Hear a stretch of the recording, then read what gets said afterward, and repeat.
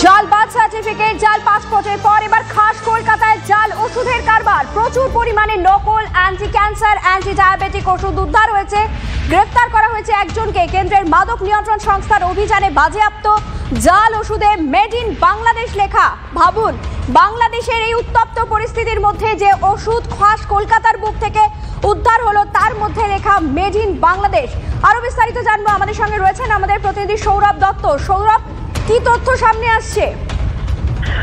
দেখো, চাঞ্চল্যকর তথ্য। CDSCO, central drug control organisation, রাজ্য ড্রাগকে সঙ্গে নিয়ে আমাদেরই রাজ্যে লেক রোডের একটি হোলসেল গোডাউনে হানা দিয়েছিল এবং সেখানে দিয়ে তারা চমকে যান। সেখানে মেড ইন বাংলাদেশ লেখা, মেড ইন আয়ারল্যান্ড লেখা, মেড ইন তুরস্ক লেখা, মেড ইন ইউএসএ লেখা anti cancer drug, anti diabetic drug উদ্ধার করা হয়।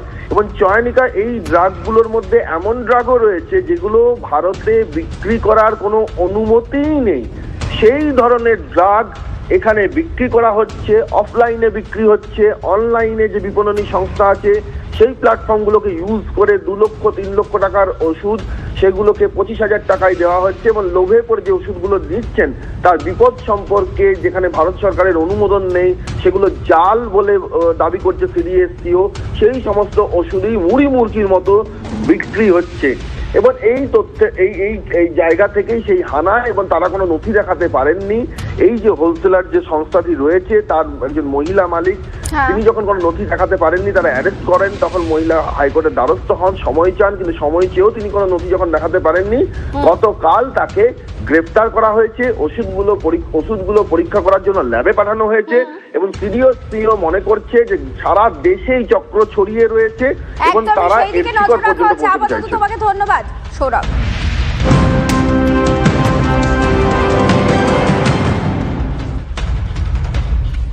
এদিকে হরিদেবপুরে তাণ্ডবের ঘটনায় গ্রেফতার করা হলো এক অভিযুক্তকে। কথা বলবো, আমাদের সঙ্গে টেলিফোনে রয়েছেন আমাদের প্রতিনিধি সৌভিক।